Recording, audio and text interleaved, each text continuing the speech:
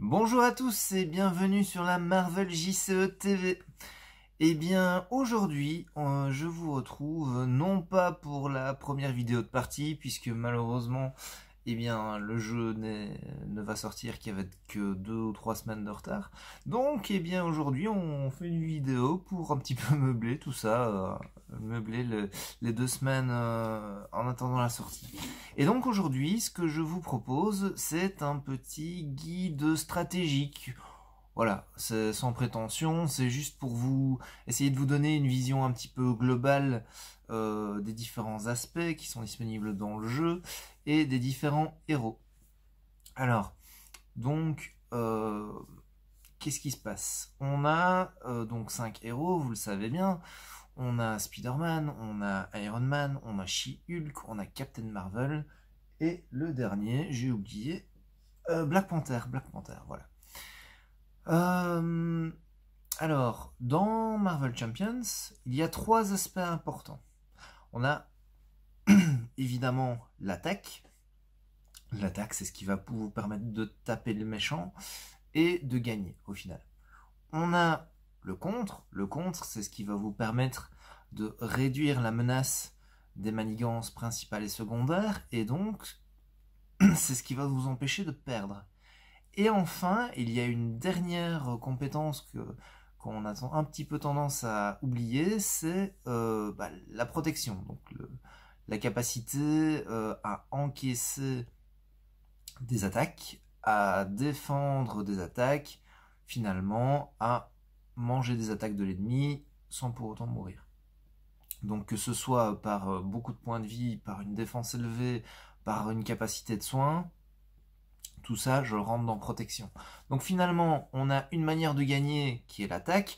On a 2 manières de perdre, enfin plutôt de ne pas perdre, qui est d'une part le contre et d'autre part la protection. Ça, c'est les 3 grands axes du jeu. Voilà. Donc on va passer un petit peu en revue les différents héros. Eh bien, pour tout vous dire, donc moi j'ai joué donc au jeu, puisqu'il est disponible sur Tabletop Simulator, et donc je me suis dit que pour la sortie, mon ambition c'était de vous donner un petit peu des guidelines, des idées de quoi jouer, comment jouer, etc. Alors évidemment, je n'ai joué que en solo. Voilà, donc c'est un... faut bien vous dire que moi ce que j'ai toujours cherché à faire, c'est un deck équilibré de par lui-même. Ce que je veux dire par là, c'est que en duo, vous pouvez avoir très bien un deck qui est full baston, où le deck héros tape plus que ce qu'il ne contre, et vous mettez ça avec l'aspect agression, et de l'autre côté, vous mettez un deck qui gère les manigances, et ça va très bien se passer. Ici, je vais essayer de vous donner finalement un décortiquage, un point de vue sur chacun des héros, pour que vous ayez une bonne idée de ce que chaque héros fait et comment l'utiliser au mieux. Voilà. Alors, finalement, dans ces 5 héros, et je ferai la même chose pour les aspects aussi, dans ces 5 héros, je trouve, si vous voulez tester un aspect et que vous avez besoin d'un héros généraliste qui peut marcher avec tout, eh bien moi je vous conseille, si vous voulez tester un aspect qui vous dit bien, eh bien de prendre Captain Marvel et ou She-Hulk. Alors pourquoi? Parce que des 5 héros du corset, je trouve que Captain Marvel et She-Hulk, ce sont les héros qui dans leur deck héros de base ont à la fois des solutions d'attaque et de contre, et ont de quoi encaisser. Voilà. Donc au niveau attaque et contre, eh bien She-Hulk de base elle attaque fort, elle attaque à 3, en plus quand elle se retourne sur sa face héros elle fait encore 2 dégâts, donc voilà, c'est très fort. Elle a en plus de ça quelques cartes qui attaquent, donc c'est pas mal. Au niveau attaque, Captain Marvel, elle a des cartes qui se chargent en dépensant des cartes énergie et qui permettent de faire 10 dégâts d'un coup, donc c'est très très fort aussi. À côté de ça, On a du contre chez She-Hulk parce que en forme Jennifer Walters, c'est bien, elle l'empêche la manigance d'augmenter quand elle est sur sa face alter ego. Elle a des cartes en mode alter ego qui permettent de réduire la menace. C'est vraiment très très très bien et c'est la même chose chez Captain Marvel. Là où il y a une petite différence. Ah oui, non. Et au niveau protection, eh bien, She-Hulk a 15 points de vie, donc elle a largement de quoi encaisser, tandis que Captain Marvel, elle a une capacité de soins auto-include sur sa face héros. Donc vraiment, tous les aspects sont là pour pouvoir faire face à chacun des, je veux dire, chacun des aspects du jeu, chaque défi que le jeu peut vous lancer. La petite facilité qu'on aura peut-être en prenant un Captain Marvel plutôt qu'un She-Hulk, c'est que Captain Marvel, il y a de la thune. Il y a une capacité de pioche, il y a des cartes avec 3 ressources dessus, je pense pas qu'il y en ait ailleurs. Des cartes avec 3 ressources dessus dans les decks héros. Il y a Black Panther qui a certes des cartes avec 2 ressources dessus, mais pas 3. Donc ça fait quand même une très très grosse différence. Hein. Voilà. Donc, si vous voulez tester un aspect et que vous avez besoin d'un héros généraliste, ben voilà, vous pouvez prendre She-Hulk ou Captain Marvel parce que ce sont des personnages que je juge plutôt équilibrés, c'est-à-dire qu'ils peuvent un peu faire tout dans leur deck de base. Alors qu'en est-il des 3 autres héros? Eh bien, je trouve que que Iron Man est très orienté combat. Il a beaucoup de solutions pour faire des dégâts. Par contre, il peine un petit peu au niveau de ce qui est sa capacité de contre. Donc un Iron Man en solo, je dis bien en solo, si vous voulez avoir un deck équilibré, c'est pas mal de le mettre avec un deck justice. Pour justement avoir cet équilibre entre les dégâts qui sont faits de par son deck héros et le contre qui est apporté par le deck de l'aspect. En plus de ça, ça se marie très bien à Iron Man et Justice. Pourquoi? Parce que Iron Man, tout comme Captain Marvel, a particulièrement besoin des icônes énergie, des icônes ressources énergie, et que l'aspect justice, c'est là où vous en trouvez le plus. C'est pour ça que un Iron Man Justice, ça se marie très très bien, aussi bien d'un point de vue équilibre du deck que d'un point de vue association des icônes avec le deck héros de base. Voilà. Et ça, oui, je ne l'ai pas dit quand j'ai parlé de Captain Marvel. Oups, excusez-moi, on va couper le son, voilà. Mais quand Captain Marvel aussi a une grande synergie avec les icônes énergie. Bon. Ce qui fait que un Captain Marvel Justice, ça dépend encore plus que tout le reste, mais Captain Marvel étant très équilibré, vous pouvez le jouer avec n'importe quel aspect. Voilà. Donc pour revenir à Iron Man, carte de combat très présente dans son deck. Voilà, il se mariera très bien avec les cartes justice parce que justement les cartes justice c'est là qu'il y a le plus haut taux de ressources énergie, et si vous complétez par les bonnes cartes neutres, évidemment ça va dépoter quoi. Alors on va maintenant passer à on va dire Spider-Man. Alors Spider-Man, c'est un héros pure protection. Donc son deck héros, il est vraiment très orienté par annulation de dégâts, cancel des cartes de traîtrise, etc.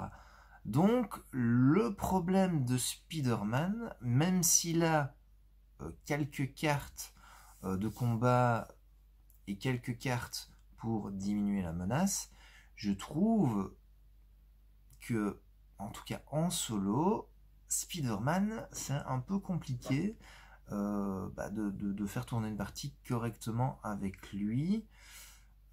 Voilà, si vous envisagez juste le deck Spider-Man avec juste de l'aspect agressivité, ça va être un peu juste au niveau contre. Même s'il est possible de gagner une partie en mode contre la montre, donc en en vous dépêchant de mettre les dégâts qu'il faut à l'ennemi, ça va être possible, mais voilà, moi c'est pas un style de jeu qui me plaît, mais c'est faisable, voilà.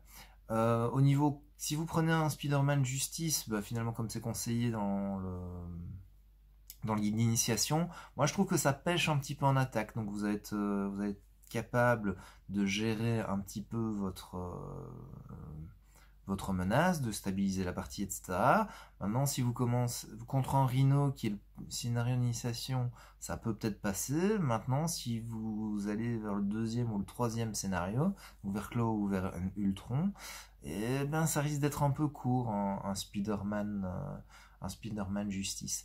Donc, moi, ce que je vous propose avec Spider-Man pour que ce soit viable et même très très bon, c'est de le jouer avec l'aspect commandement. Parce que l'aspect commandement, c'est l'aspect le plus adaptable et le plus polyvalent. Voilà, j'entame déjà ma deuxième partie de vidéo ici parce que j'avais pas spécialement prévu. J'ai pas fini avec les héros, mais en fait l'aspect commandement, c'est l'aspect dans lequel vous avez de l'attaque, vous avez du contre, et vous avez de quoi, aussi bien, enfin vous avez de l'attaque et du contre, de par les alliés qui sont inclus dans cet aspect, et vous avez de quoi booster les stats de vos alliés, vous avez de quoi redresser les alliés qu'il faut quand vous en avez besoin, donc vous choisissez finalement si vous avez un bonus de contre ou d'attaque. Ça, c'est en fonction des cartes que vous choisissez. Donc, Spider-Man, qui a un excellent potentiel de protection, avec un aspect polyvalent comme du commandement, moi je trouve que ça se marie très bien. D'ailleurs, j'ai fait un petit deck Spider-Man commandement dont je suis très content et qui tourne pas particulièrement bien, d'autant que Spider-Man, l'air de rien, il a pas mal de ressources, hein, puisque côté héros, certes, il a une main de 5 comme tous les héros, mais dès qu'il subit une attaque, il pioche une carte. Donc c'est quand même, c'est comme si il avait une main de 6 quoi, en forme héros. Ce qui est pas mal. Et si jamais, bah, par hasard, vous avez plusieurs attaques à défendre, bah, votre main est de plus que de 6. Donc c'est vraiment très bien. En plus de ça, dans ses cartes héros, il a des cartes qui lui permettent de générer des ressources libres, ce qui est quand même très très fort, et qui combote pas mal avec notamment Vision en commandement. Donc voilà. Si vous jouez en multijoueur, je pense, enfin au moins à 3 joueurs, je pense que vous pouvez tenter un Spider-Man protection qui va faire que défendre, mais il va faire vraiment que ça, il va prendre les attaques pour les copains, il va vraiment défendre pour tout le monde, et il sera très efficace dans ce rôle-là, parce que à la fois Spider-Man a dans son design de héros l'aspect, enfin le rôle de protecteur, autant l'aspect protection va encore rajouter des solutions à cet aspect du héros qui est déjà très, très marqué. Donc, dans une table multijoueur, bah voilà, un Spider-Man protection, ça va vous défendre votre table. Bon. Et tandis que les autres, ils vont peut-être avoir à moins se soucier des attaques du vilain, du méchant, hein, puisqu'on est en VF, ou des cartes rencontres qui vont leur être attribuées, puisque Spider-Man et l'aspect protection ont du cancel. Voilà. Alors, un Spider-Man justice, un Spider-Man agressivité, disons que peut-être dans une partie multijoueur, si vous avez votre copain qui joue agressivité ou justice, eh bien Spider-Man peut peut-être prendre l'autre rôle. Voilà, c'est à tenter. C'est pas forcément le plus efficace.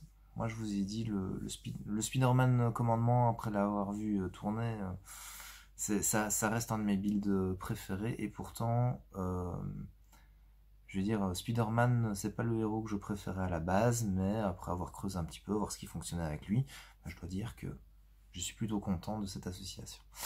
Ensuite, on va venir au dernier héros de cette boîte de base, le héros Black Panther. Et bien Black Panther, en fait, il a un design très particulier, puisque Black Panther,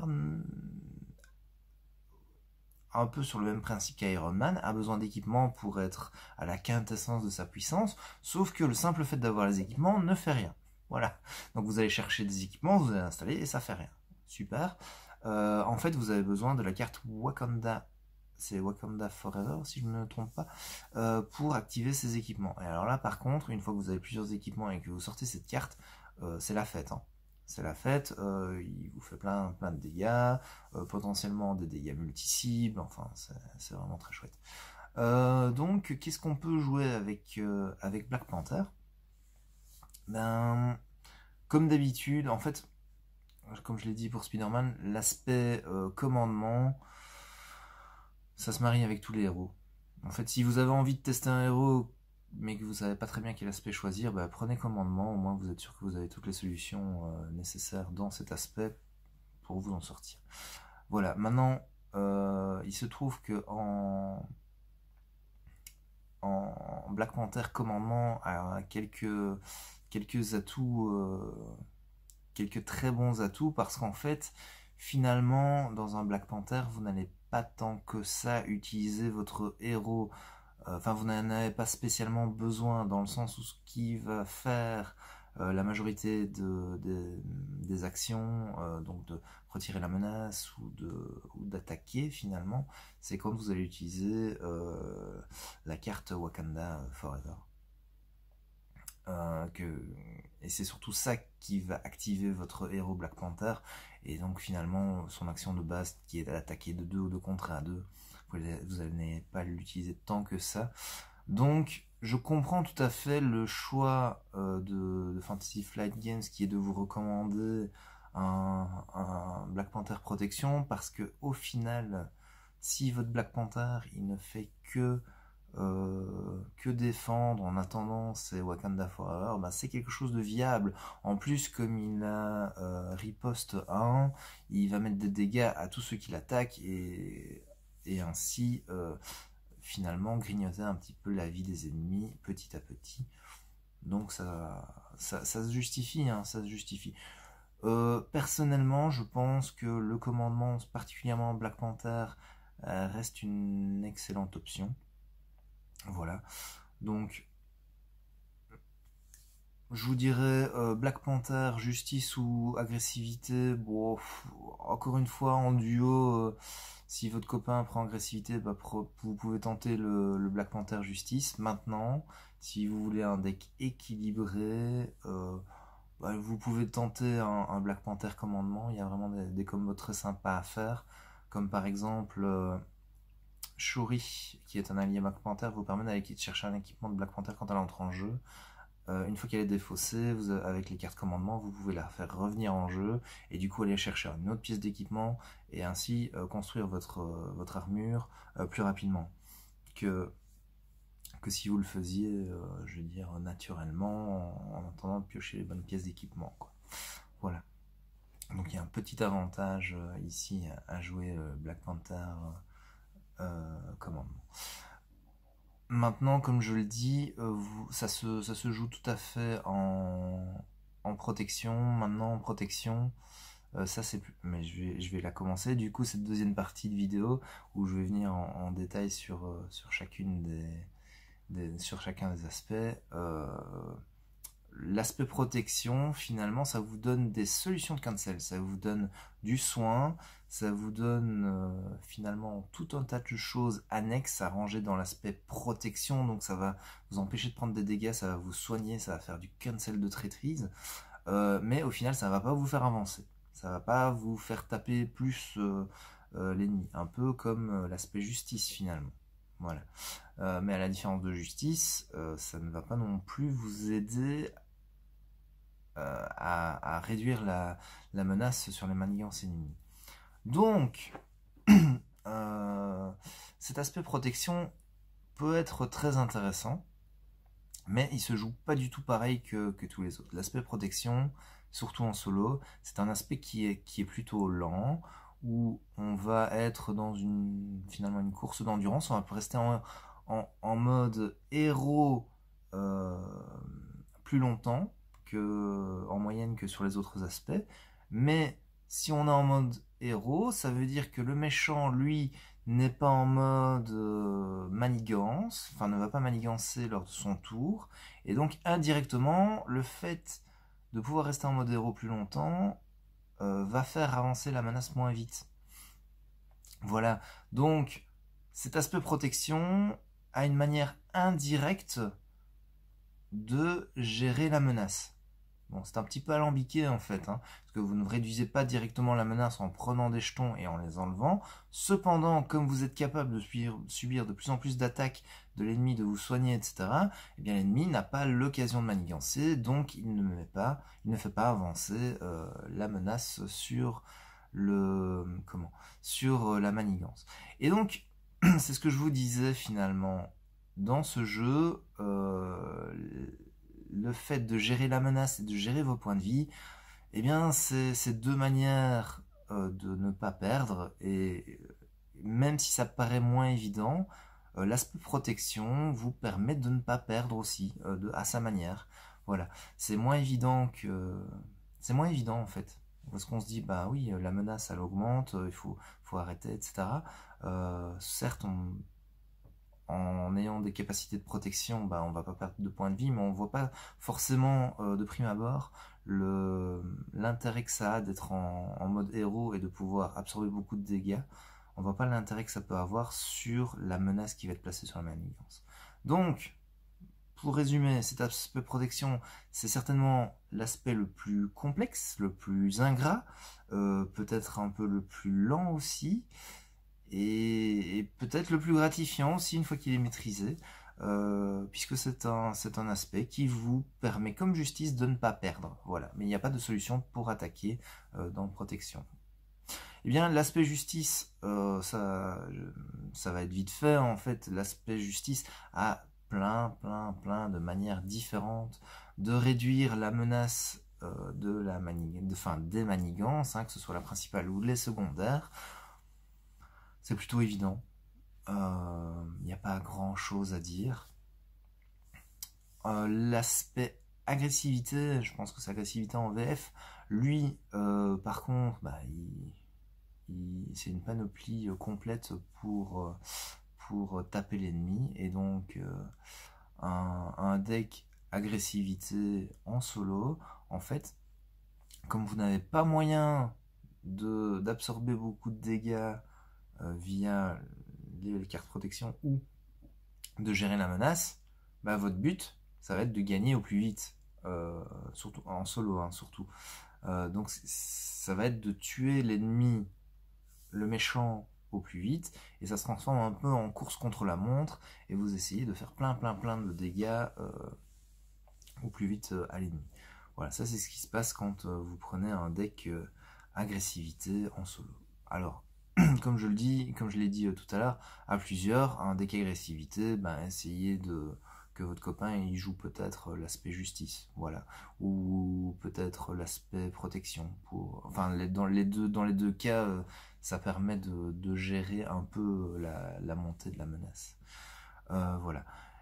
Ou évidemment, l'aspect qui pour moi est le plus polyvalent, et ça c'est une bonne transition pour passer au dernier aspect, l'aspect commandement qui lui vous permet vraiment de tout gérer en fait, hein, puisque les alliés, comme je l'ai dit tout à l'heure, vous permettent.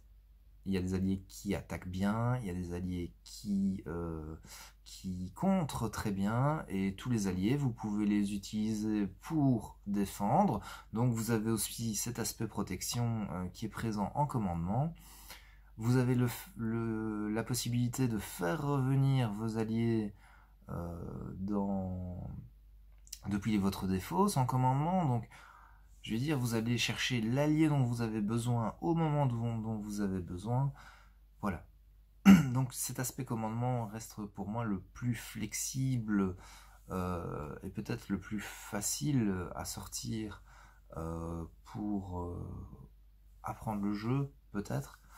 Alors, apprendre le jeu, en fait, il est plus riche en possibilités. Donc peut-être pas pour apprendre le jeu, mais en termes de flexibilité, c'est celui qui va vous offrir le plus d'options.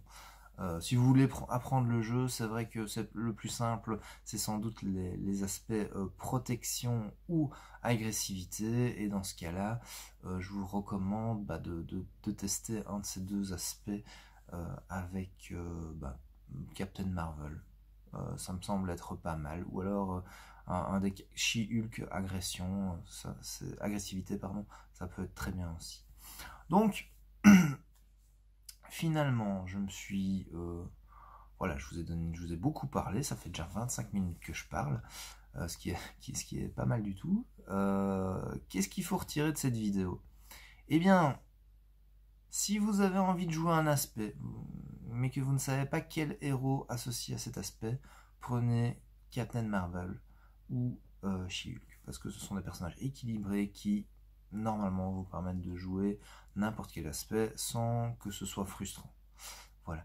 Si vous avez envie de jouer un héros bien particulier, mais que vous ne savez pas trop quel aspect jouer, vous pouvez vous rabattre sur le commandement, parce que le commandement c'est flexible, ça vous permet d'être joué avec n'importe quel héros, et vous ne devriez pas vous retrouver dans une situation où vous n'avez pas de solution. Voilà. Je dois vous dire que mes tests ont été faits principalement en solo, ils ont été faits contre Rhino et contre Claw. Je vais vous mettre le descriptif de quelques decks que j'ai fait. Alors, ce qu'on retrouve souvent comme proposition dans les decks, dans les, entre guillemets, les top decks, c'est Captain Marvel Energy, c'est Iron Man, Energy, pardon, Captain Marvel Justice, Iron Man Justice, Black Panther Commandement, She-Hulk, il y a un petit peu de tout, mais She-Hulk Justice, ça passe bien aussi. Agressivité, j'en ai vu quelques-uns passer aussi. Et Spider-Man, il n'y a pas vraiment de consensus. Maintenant, je dois vous avouer, alors c'est pas pour m'inventer, mais le petit deck des Spider-Man commandement que j'ai construit, il y a vraiment beaucoup de synergie et je trouve que ça tourne très très bien. Voilà, bah écoutez, je vais vous laisser ici. Encore un petit peu de temps à patienter pour qu'on puisse enfin jouer à Marvel Champions. Je dois vous dire que je suis impatient d'avoir les cartes en main. Voilà, je vous dis à très bientôt. N'oubliez pas les petits pouces si vous avez apprécié cette vidéo. Et à très bientôt. Salut!